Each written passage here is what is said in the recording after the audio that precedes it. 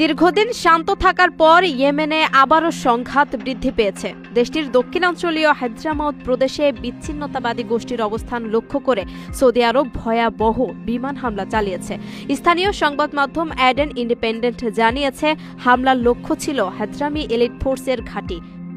সংযুক্ত আরব আমিরাত সমর্থিত সাউদার্ন ট্রানজিশনাল কাউন্সিল জানিয়েছে, অন্তত 2টি বিমান হামলা করা হয়েছে। হামলার একদিন আগে সৌদি আরব বিচ্ছিন্নতাবাদীদের দখল করা এলাকা ছেড়ে দেওয়ার চূড়ান্ত আলটিমেটাম দিয়েছিল।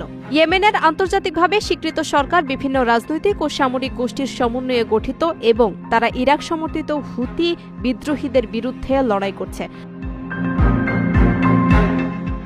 তবে এসটিসি ও সৌদি আরবের মধ্যে সাম্প্রতিক টানাপোড়েন দেশটির ভেতরের সংঘাতকে আরও জটিল করেছে। জাতিসংঘ মহাসচিব অ্যান্তোনিও গুতেরেস সতর্ক করে বলেছেন, এসটিসির সামরিক অগ্রগতি ইয়েমেনকে বিভাজিত করতে পারে এবং পূর্ণমাত্রা যুদ্ধের ঝুঁকি বাড়াতে পারে।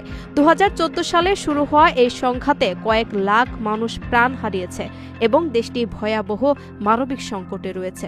সৌদি আরবের দাবি, আঞ্চলিক স্থিতিশীলতা রক্ষা ও উত্তেজনা প্রশমনের জন্যই এই সামরিক পদক্ষেপ নেওয়া হয়েছে।